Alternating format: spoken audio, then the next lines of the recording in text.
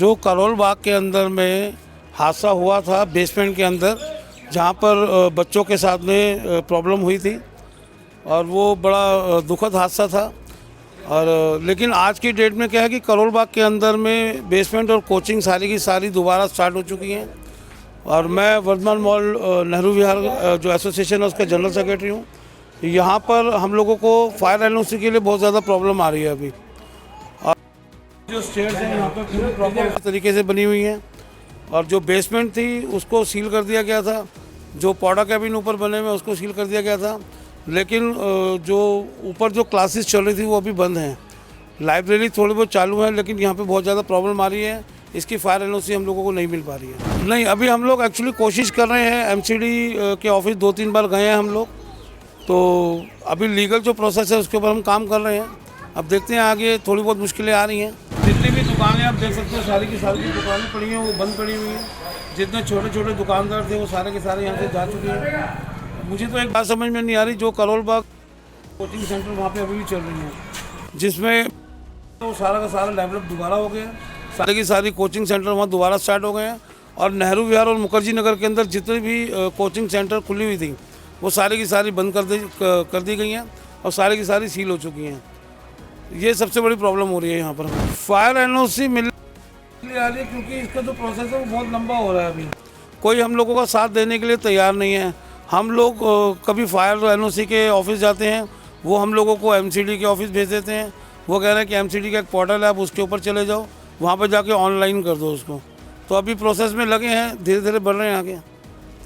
कोशिश करेंगे कि जल्दी मिल जाए, हम लोगों को साथ मिले, जो एमसीडी डिपार्टमेंट है उनका भी और फायर एनओसी वालों का भी। तो अभी 5 फरवरी को Delhi will vote for the new government, आप किसको वोट करने वाले हैं? हम लोग वोट करेंगे आम आदमी पार्टी को। हमारे यहाँ से बिट्टू जी खड़े हो रहे हैं और जो अभी जो हमारी निगम पार्षद है प्रोमिला गुप्ता जी, वो बहुत अच्छी हैं, उन्होंने हमारा बहुत साथ दिया है और हमेशा से हमारा साथ देती हैं वो। अभी हमने कल उन लोगों को बुलाया भी है यहाँ पर।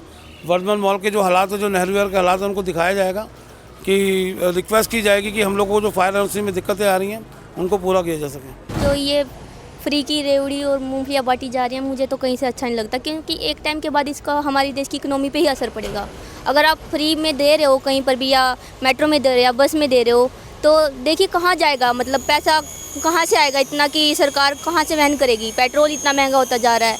चलो हम मानते कि सीएनजी से चलती है या फिर इलेक्ट्रिसिटी से चलती है बसें भी, तो फिर भी उसका कहीं ना कहीं बेनिफिट तो नहीं होगा। तो मुझे तो नहीं लगता कि केजरीवाल सरकार को अपने बेनिफिट के लिए ऐसा कोई ऐलान करना चाहिए, किसी भी प्रकार का प्रलोभन हो। इससे तो अच्छा आप देश के युवाओं को नौकरी दीजिए। आप क्या देना चाहते हो? आप हमें भीख देना चाह रहे हो कि लीजिए आप हम आपको भीख दे रहे हैं तो आप हमें वोट दीजिए। आप क्यों नहीं देते रोज़गार दोगे तो आप हम पैसे नहीं देंगे क्या? सरकार के इकोनॉमिक जो हमारा जो राज व्यवस्था है, जो हमारा जो मतलब जिससे हमारा अर्थव्यवस्था, जो हमारी अर्थव्यवस्था चलती है जिस चीज़ से, उसको तो आप पंगु कर रहे हो और हमें कह रहे हो हम आपको फ्री में दे रहे हैं, ये दे रहे हैं, वो दे रहे हैं। नौकरी दीजिए भाई। युवा क्या मांगता है? युवा नौकरी मांगता है, युवा फ्री की चीज़ें नहीं मांग रहा।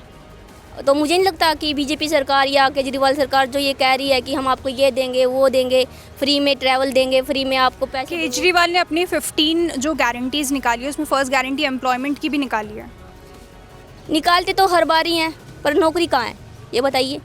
2 साल हो गए मुझे यहाँ प्रिपरेशन करते हुए, और देखिए आप ही देख रहे होगे कि अभी क्या हुआ है बिहार में, क्या हुआ है बच्चों के साथ क्या हुआ है वहाँ पर। तो सरकार क्या कर रही है? मुझे तो नहीं लगता कि सरकार कुछ कर रही है, या केंद्र में हो सरकार या राज्य में हो सरकार।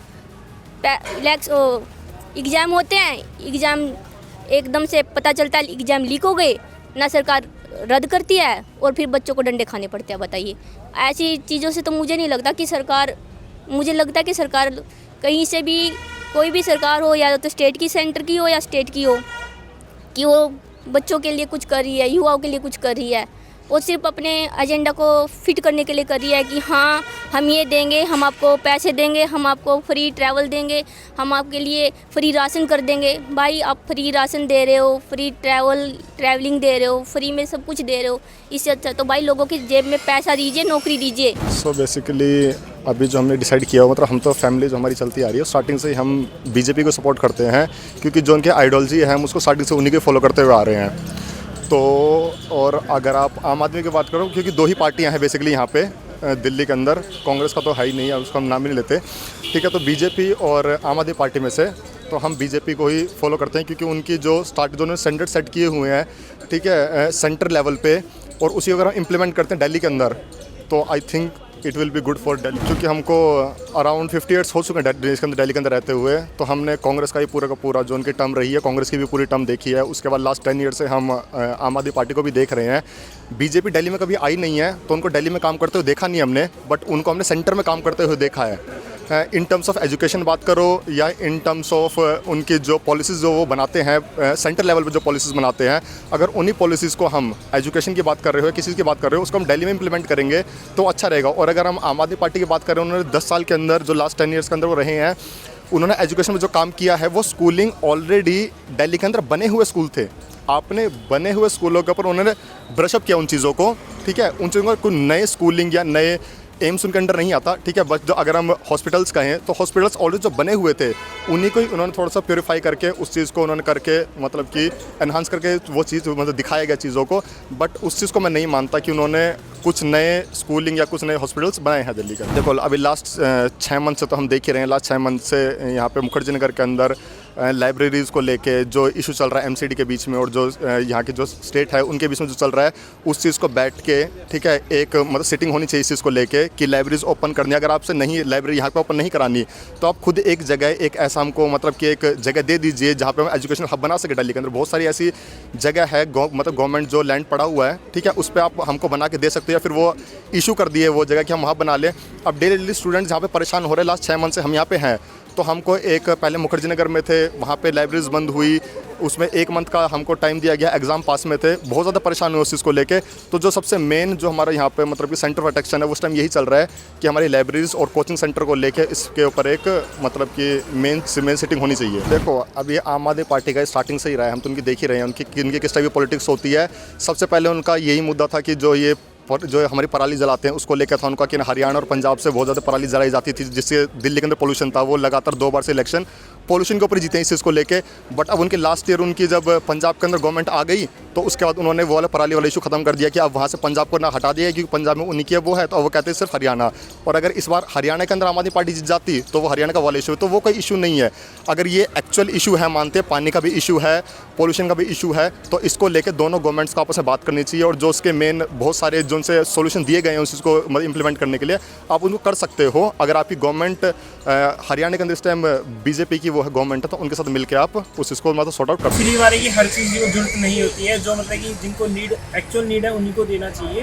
क्योंकि हम देखते हैं कि मतलब बहुत से अभी फिलहाल दिल्ली में तो ये चल रहा है कि महिलाओं के लिए टिकटें फ्री हैं, जो एक तरीके से देखें तो गलत भी है और सही तो नहीं है, क्योंकि ये वोट पाने की एक तकनीकी है। इसमें लोगों को फ्री सर्विस दे के फिर बाद में वोट लेने की वही चीज़ें जो या तो पैसों से वोट खरीद लो या फिर कोई चीज़ें फ्री देंगे, तो ये मेरे हिसाब से तो गलत ही रहेगा कि मतलब ये ऐसा नहीं करना चाहिए। और जिनको नीड है, जिनके पास ट्रैवल के लिए पैसे नहीं है, जैसे कई होते हैं, उन्हीं को देनी चाहिए ये चीज़ें। और ये तो हटा भी देना चाहिए कि भाई फ्री वाले इनको देंगे। हाँ स्टूडेंट है उनको हाफ कर दो, उनको थोड़ा कंसेशन दे दो, वो सही रहता है। नहीं देखो लॉ एंड ऑर्डर तो पूरे इंडिया में कहीं भी नहीं है, दिल्ली को छोड़ दे तो दिल्ली में भी नहीं है सिर्फ। क्योंकि मेरे साथ ही थोड़े दिन पहले मैं लाइब्रेरी से अभी मैं मतलब 12 बजे के समथिंग जा रहा था, तो पीछे से 2 बंदों ने मतलब ये फ़ोन छीनने की कोशिश की। मैं ही सेफ नहीं तो फिर महिलाओं को फिर भी नहीं होंगी। और चलती है ये नेहरू बिहारी देख लो, अभी एक नाला पार करते ही फिर यहाँ से घटनाएँ शुरू हो जाती हैं। अभी जैसे गोपालपुर से तुम रात को जा ही नहीं सकते, तो महिलाओं के लिए तो बिल्कुल सेफ नहीं लग रहा है। और 10 बजे के बाद में नहीं है सर से दिल्ली, तुम कितना ही ड्राइव कर सकते हैं पर नहीं है। मैं तो बीजेपी की सरकार को सपोर्ट करना चाहूँगा, क्योंकि वो ऑल इंडिया लेवल पे अब इंटरनेशनल लेवल पे भी बढ़िया काम कर रही है। ये चीज़ें किसी चीज़ को बढ़िया होने में टाइम लग सकता है, पर अभी फिलहाल देखे तो इतिहास उठा के देखना अभी तक बीजेपी बट आपने लॉ एंड ऑर्डर की बात की, दिल्ली का लॉ एंड ऑर्डर तो सेंट्रल गवर्नमेंट के पास सेंट्रल की है, पर मतलब कि यहाँ पे आम आदमी रूल कर रही है ना। दिल्ली पुलिस को दिल्ली पुलिस सेंटर के होने से क्या होता है, दिल्ली पुलिस एक ऐसे है कि मतलब बॉडी है, पर वो भी मतलब किसी विधायक के नीचे दबकी रहेगी, ऐसा तो नहीं। वो भी फ्रीडम से काम कर रही है, वो नहीं कर रही है एक्चुअल में, तो वो नहीं कर रही। अभी एक जैसे आम आदमी पार्टी या फिर किसी का भी एक कोई भी एमएलए आएगा, वो उसी के नीचे काम करेंगे। वो गवर्नमेंट में चल रही है, सेंटर के नीचे उनको तनख्वाह वहाँ से मिल रही है, पर काम वो उन्हीं के अंडर में करेंगे। ये तो सीधा सा मतलब एक इंसान ही तो काम करे, रोबोट तो काम कर नहीं रहे कि उनको कमांड मिल रही है ऊपर से, तो वही चीज़ करेंगे। है तो वो भी इंसान, तो वो उस हिसाब से चलता है, मेरे को ऐसा लगता है। पोल्यूशन का तो ऐसा है कि मैम गाड़ियाँ देखो कितनी ज़्यादा हो चुकी हैं। अभी जैसे कल ही मुंबई ने ऐसे डीजल और पेट्रोल कार को बैन करने का ऐलान किया है कि भाई हम बैन कर देंगे। कल ही मुंबई के अंदर हुआ है ये। तो पूरी गाड़ियाँ तो वैसे बैन नहीं कर सकते, पर अभी लोगों के पास यहाँ पे पैसे हैं लोगों के पास, तो वो ईवी या फिर सीएनजी पे स्विच कर लेना चाहिए उनको, और ट्रांसपोर्ट के जो बसें वगैरह इनके अंदर करना चाहिए। पर लोग खुद भी नहीं चाहते, वो सभी ये सोच के कर रहे हैं कि भाई मेरी गाड़ी चलने से थोड़ी ना पॉल्यूशन हो रहा है। तो ये सोच के फिर बाद में सभी पॉल्यूशन करते जा रहे हैं। पर पुरानी गाड़ियाँ तो बंद कर देनी चाहिए। एज ए स्टूडेंट तो मेरी सबसे ज़्यादा अभी जो पिछले 7-8 महीने से जो चल रहे हैं, जैसे लाइब्रेरी बंद कर रहे हैं, वो सेफ्टी का नाम लेके लाइब्रेरी बंद कर रहे हैं, तो उसमें सेफ्टी नहीं होती, क्योंकि भाई फायर सेफ्टी का लेके एमसीडी ने सारी लाइब्रेरी बंद करवा दी, मुखर्जी नगर बंद करा दी, कोचिंग करवा दी, तो सारी चीज़ें वहीं पे थोड़ी ना छुपी पड़ी है। ये दिल्ली है, पुराना स्ट्रक्चर है, तो यहाँ पे फायर सेफ्टी आप नहीं देख सकते। वहाँ पे थोड़े बहुत इनको भी सोचना चाहिए कि ये चीज़ें हो तो चलाने दे। अब एमसीडी ने पूरी बंद कर रखी है लाइब्रेरी मुखर्जी नगर की, है ना, तो लोगों के पास व्यापार भी खत्म हो रहा है उनका, है ना। कोचिंग वगैरह है, उनमें देखो दुर्घटनाएं होती हैं, आग वगैरह लगती है, वो नॉर्मल घर में भी सिलेंडर फटता है, कोचिंग में भी फट सकता है। तो पर बस उनको दिखता है कि मतलब ये चीज़ बंद करवाने से ठीक हो जाएगी, तो ये फालतू में लाइब्रेरी बंद करके सबसे बड़ी गलती है, कोचिंग बंद करके गलतियाँ कर रहे हैं। अभी जैसे करोल बाग के अंदर हुआ था वो हादसा था, वो बेसमेंट बंद कर दो, फर्स्ट फ्लोर सेकंड फ्लोर उनको चालू रखना चाहिए, पर वो भी बंद कर रहे हैं।